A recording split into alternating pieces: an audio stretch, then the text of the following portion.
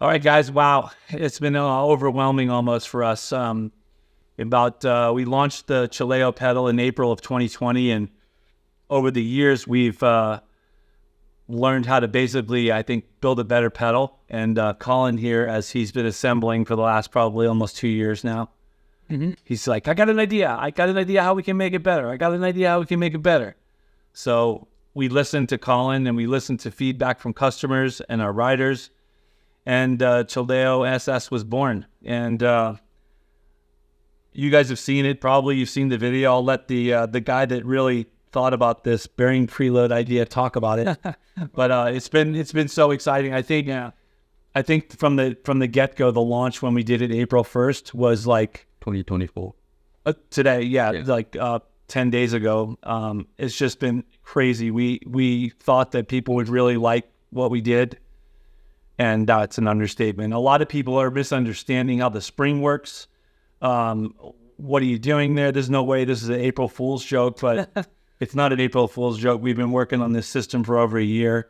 It really works. And this is the guy that really came up with the idea. And Yusaku saw it and was like, let's go. So yeah, it happened. Maybe talk about like what over the years, I guess, since you've been here rebuilding pedals and building pedals, like how this came about. Yeah, it's cool insight behind the whole thing. It's not just like copy and paste or just kind of print out a new idea. It's more like it takes like the experience of seeing how the pedal works and like what's its intended purposes, and like the biggest part is just like seeing the manufacturing from like not the consumer side. Of course, like we all ride and we go online and we buy parts and we look at the new stuff that's dropping on Pink Bike or whatever, but being in the midst of it and seeing like the engineering behind it on Yusaku's side and like his goal and his vision on the whole thing, and then just kind of being led into that is like so radical and then now it's like I have my hands on it and I'm assembling these, and it's like you never know what pedal is gonna like have the craziest impact on a customer. Like we've seen that at events too, is people come up and it's like, I love this pedal. I love what you guys do. And we're behind it. Like, we love what we do. And like, just to watch this thing be born, and then it motivates you. Like, how can we make this better? Like, what can we change? Not saying anything's inferior, but like, you should always be pushing forward as the company. So it's like seeing the development behind it and rebuilding pedals and servicing stuff and meeting all these people at events. You learn the product more than just you do in the house assembling it or running sales, answering calls, a little bit of everything. So this was born just kind of looking at different tolerance, not really errors, but just kind of like the variance between certain parts, and even like the how diameters can change after anodizing, and just taking in all these things to account. Like I'm not an engineer by any means, but I have a good understanding of how it works, and I love taking things apart, whether it's a fork or a frame or something, or an engine. So here we are. We have the Chilao SS, and the goal was just obviously making a really sustainable, really durable pedal that just kind of makes sense when you look at it, especially when you have a cutaway. It's just like it shouldn't be overcomplicated, and that was something Biggie and Yusaku and I were talking about. Is like innovation shouldn't be overcomplicated with all these terms and all this list, and here's how it works and here's what to do. It's kind of a almost like a foolproof design that's simple to understand just looking at it, but based off of everything that Yusaku's created, along with the platform of the body and the way that the seal enters the pedal and the shape of the spindle and the Q factor. So basically, we have a triple outboard bearing now rather than a smaller bearing, a spacer, and a larger bearing. So you got 3 bearings working in unison on the outside, and it's in a slide fit configuration. So the bearings never see a tight grab of the body and their bearing bore. They're allowed to slide. And this, we even have a brick that Yusaku made, and he drilled different tolerance holes in it. And then we got a Type 3 hard anodized to see how the bearing fit was in there. So it's well thought out, and then the spring just holds everything in an unsprung, or I guess a sprung position. And as the pedal and the bearings wear out over time, the spring also takes up for that slop, which isn't much. And at the same time, there's a There's a flange on the spindle that captures all the load, and another flange on that holds the seal in place. So it's a lot of tech from the previous pedal, but just perfected. And then Yusaku took it into CAD and really worked the body to cut some weight out of it. And I remember Biggie and I put these on the scale, and next to the old pedal, we're like, how is it lighter? We added internal pieces, but external lost weight. Yeah, exactly. It's like we made the spindle longer, we added bearings, we added a spring, and it's like half an ounce lighter. It's like, that's cool. That's innovation at its finest and engineering. So now we have this pedal that man can take a serious beating, and it just still feels like new. And the testing behind it has been just radical. Like just the feedback from us and our buddies and on our own bikes. It's like, okay, let's see if we can make it feel weird, or, oh man, that was a nasty rock strike and it's still spinning like day one. So I think one of the cool things too, like a lot of people can't grasp the concept. They're like, oh, I'm going to feel the pedal moving around on the spindle. You don't feel that. It moves maybe 1.5 millimeters, something like that. And you do not feel it. Whether you're on a mountain bike or on a BMX bike doing starts, you don't feel the pedal moving. It's something that's very, I don't know how to say it, but you can't feel it. Yeah. And I think it's one of the interesting things when I first rode the pedal. It's been about a year now, over a year. As I go through rock gardens, I in the old version of the pedal, I felt an chatter. There's pedal chatter with any pedal that when you're riding, you can kind of hear that, like when you're going through some gnarly chatter. Mm-hmm. This pedal eliminates that. It feels like, not when you're pedaling, but it almost feels like you've just crunched the bearings down, so there's nothing moving under your feet. It's a crazy feeling. And when I hit my first big rock with the pedal, it's almost like it just deadened the sound. It was pretty crazy. So it is definitely a surreal experience. So, like, what about you, Yusaku, as far as when you first rode the pedal, when we were prototyping it, is that the same kind of... I'll pass along the mic. I think it was really cool, how it came together. Collin, he's been putting pedals together, 2 years. And then he understands, all the, manufacturing tolerances. We have factory here, so he sees the process. So, he understands that, that all the challenges, to make perfect pedals, every component has to be perfect. So then, he came up with this idea that, okay, it's going to eliminate, a lot of headaches, that we have to deal with. So, so it was cool. It's not something like, we have factory in China or Taiwan that, you have to communicate, over, computers. So we can just, walk through the, Yeah, I remember the day he came up with the idea. He had it written on a piece of paper. Yeah, and he's like, "Hey, Yusaku, do you think this would work?" And you're like, "I'll be right back." And Yusaku comes with some 3D printed prototype stuff. It was just kind of, that's how it works around here. It's like, it's everything here. Design, the manufacturing, and we can do testing ourselves. So. Like instantaneously, right? Like just walk out back and we can test stuff or print stuff or machine stuff, right? Yeah. So exactly what I was saying. Like from my perspective, it's like understanding that whole thing and then not like abusing it. Because once you see what can be done, you just have like all those ideas in your head. We could do this and this and this and this. But working with this pedal since you guys got me on board in 2018, we started working on the first Chilao. Yeah. So Collin used to work here then. Yeah. He's just helped to develop the pedal then, but we brought him on board about 2 years ago officially. Yeah. And that's when he started building pedals and stuff. But back in 18, when we first started this project, I part of it. Yeah, I got the idea quick that it was just like a nice controlled environment and not like all the ideas in the whole world. Like Yusaku was real like focus driven on exactly what he wanted to accomplish. So yeah, that was cool. Mm-hmm. Maybe talk a little bit, Yusaku, you're pretty familiar with it, intimate with it, I should say, about the laser etching and the mark on top. That's one of the things that we work for. So we've got a set of pedals that are over a year old, and the mark on top. One of the things we really try to do with all the pedals, they're type 3 hard anodized, and just to create a beautiful finish, but also a long lasting durable finish. And so we wanted to enhance the appearance of the pedal and actually give the Yoshimura a little bit of color. Our anodizer came up with this process, and then maybe you can speak a little bit to that. It's crazy. Like, we look at these pedals a year later, and they look brand new. Yeah, the logo looks brand new. Yeah, we try, type 1, type 2 anodize, different type of, finishes, but, none of them, last long, except this type 3 anodize, we use. So, and then now we can put colors. So, our company logo is red, so it pops really good on the, the black pedals and the silver, all the pedals. So it's pretty cool, working with vendors, so, it's not just us, Yeah.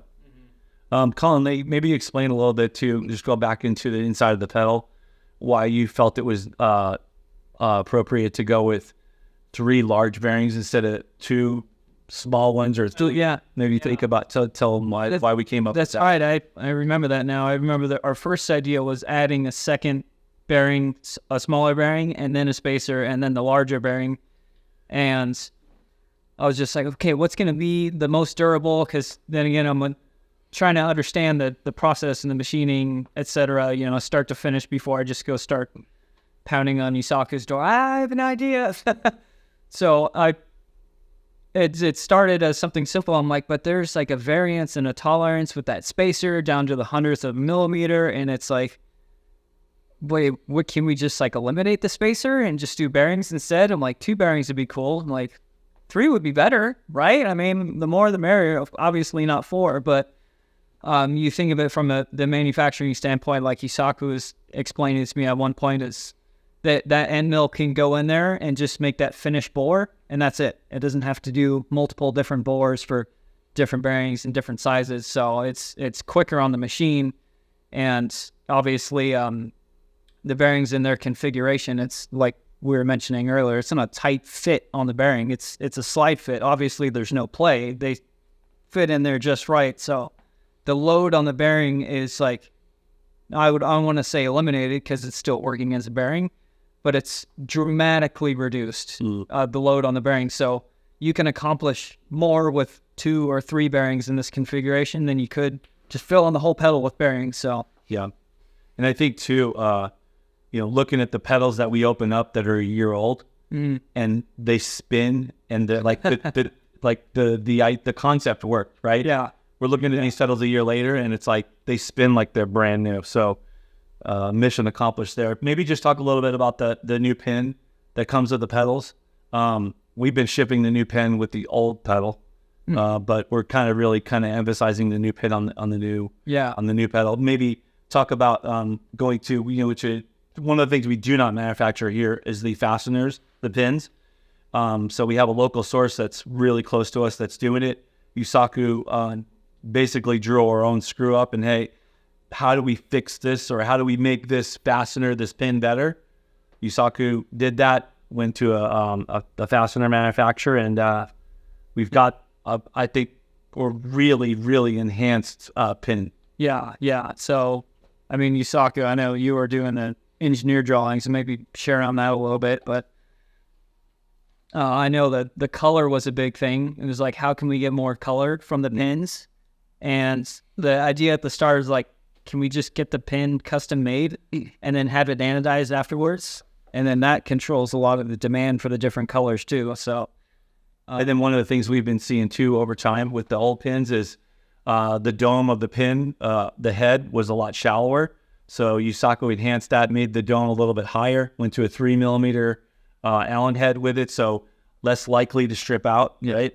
I mean, to be transparent, when we started this pedal, we didn't have, volume, right? So we kind of have to go off the shelf, components, there's all the pins, everything. So I didn't have much options, but now, we get, more volume, so easy to do more custom stuff, working with vendors. So yeah, I think that was cool. So we can do more, exactly what we want. Yeah. So for example, like the new pin, the threads are all the way down to the head. So the pin actually goes a little bit deeper into the body, and it makes almost like a quarter, it's like quarter, half a millimeter more. And it's just enough to where you can feel like there's a lot more grip there. And then also the pins are a lot sharper, just due to the thread on the top of it. So it's really, really cool. Yeah, I like the way that the pin is cut on the top. You think of it when you say sharper, it's like, oh, it's more pointed. It's like, no, it's just a sharper 90, at the top of the pin. It's a sharper cut. Yeah. The thread cut is sharper. So, I mean, they're still made out of 70-75 aluminum. They're still going to, over time, they'll round down, but that's the whole beauty of the pin. You can take that out and put a new pin set in, and your pedals feel like brand new, and they're super light. So, some of the comments that we're getting, online is like, maybe talk about these are expensive pedals, right? These might not be for everybody. We're aiming for, this is a very high-end, high-performance flat pedal. So we're not trying to compete with any pedal that's maybe composite or that might be cast or extruded. This is a very purpose-built. That's one of the things we talk about too, that when we go to events, everything that this pedal, when you look at it, it's by design. It's not, hey, we have to put this here, we have to put this there. And maybe you can talk about that, Yusaku, about how just every element, and that's one of the beautiful things about this pedal. There's nothing like here because we had to put it here or whatever. Like, it's purpose. This design. Even like body design, this is not easy shape to machine. I think, concave, both ways. It takes a lot of setups on the machine unless if you use 5-axis. But I think a lot of other companies, they tend to be more like a flat, easier shape for machining. So we didn't compromise that. We just want to get this shape because it's good, it works. Yeah. So even it takes longer to machine. Yeah. A lot of people might say like, hey, why don't you just make a cheaper version of it? But that's not what we're into, right? Like if we went to a cast version, like the cool thing about this pedal is the body is unbelievably light, and that's the way you get to that is machine from billet, right? And also the strength, right? Yep. It's the price thing comes into play a lot, but man, every time we go to events and people get to see, touch it, and see the insides and get to know us and what we're doing and the goal is, and it's like at that point it's like, how are you selling it for that? So with a lifetime warranty, like, well, that's good you mentioned that up. So like one of the things we've taken care of a lot of customers that have issues internally on their side of their pedals, and they get excited, right? So we're coming up with this pedal and we're like, hey, why don't we offer a lifetime warranty? And we're like, yeah, we should do that. Like, stand behind the pedal. We do it anyway. Yeah. What would change? Right. So we came up with the lifetime warranty, and that doesn't include bearings because that's a wear part. Yeah. Right? Yeah. And it doesn't include pins. But if anything happens to your pedals, your body, the spindle, any of that stuff, we're gonna take care of you. So it's just something that we feel that we need to do with this new pedal that will just give the consumer a lot more confidence in what they're buying. And you're buying something that is going to last. It's going to perform for you, right? Yeah. So. Yeah, totally. And I just like, it fits what goes on at this company so well. Like the product and the manufacturing and the quality control, everything behind it. It totally speaks to the finished product. So much went into it just to like make it into this little box and like, here you go. But it's like, there's so much behind it. And there's so much testing and everything. And that's the way it should be. It should be easy for the consumer and complicated for the manufacturer. But even stuff we buy from outside, the box company, it's local. So we meet them, we meetings, hey, we should do this, do that. Can we do this? Same thing, anodize, it's a local company. So I go there quite often just make sure everything's fine. Screw company, the pin, the company makes pin, said hey, we visited many times. So even like just the simplicity of the box, like. It's really great that the cardboard box is biodegradable and there's no glue. Putting it together, it all folds together. So like we're trying to think of every little thing that we can the experience of getting one of our pedals, it should be awesome, right? Yeah. That's rad. So any last things you'd like to say about your little baby here, your guys' baby? We appreciate the support. It's awesome. I mean, the events can get like overhead. Sometimes it's just like there's a lot that goes on to get into it and get there, but it seems like it all just kind of disappears as soon as like the first day starts. It's getting to see people and talk to people. Like what's different that I've noticed working here, because I was on the other side of it for a while, is just we're not trying to like sell every single person a set of pedals. Like if you just want to come up and talk and hang out, it's like, well, high five, talk about bikes, and you know, we're all there for the same reason, but what we do behind the scenes is it's awesome. So it's really cool to see the finished product. So thanks to everyone. Yeah, I think you can tell this guy likes his job. Yeah. Cool to be here. Yeah. What about you, Yusaku? Any last thoughts about the Chilao SS? Yeah, we are so exciting about this product, release. The original Chilao pedal, we thought it's perfect, nothing can get better. But here we go, it can get better. Yeah. So I really feel this cannot get better, but I don't know. Down the road, maybe we might have a new idea. It's funny you say that, because I was thinking about that today. I'm like, what are we going to do for the next version of this? How do we get this better? But like you said, like we thought we did something really cool 4 years ago, but I think, I think the proof's in the pudding. Like since the last 10 days, the sales have been through the roof, and it's probably one of the most expensive flat pedals you could buy, but that confidence is there from those people. So that's kind of my last thing, is just like same thing with Collin. Just really appreciate you guys' support, and just really know that we're here for you. That's one of the things that we push all the way through our experience, is like, you have any problems, this guy's going to pick up the phone. You can email us, and we're just going to stand behind our product, and we really enjoy, one of the things that we really enjoy is selling something that we have confidence in. Yeah. And we totally have that. So Yeah. we appreciate you guys' support. And we'll see you at the next event or the next launch, which we might have a new product next year, 365 days from now, maybe. Man. So stay tuned. Yeah. Thanks, guys.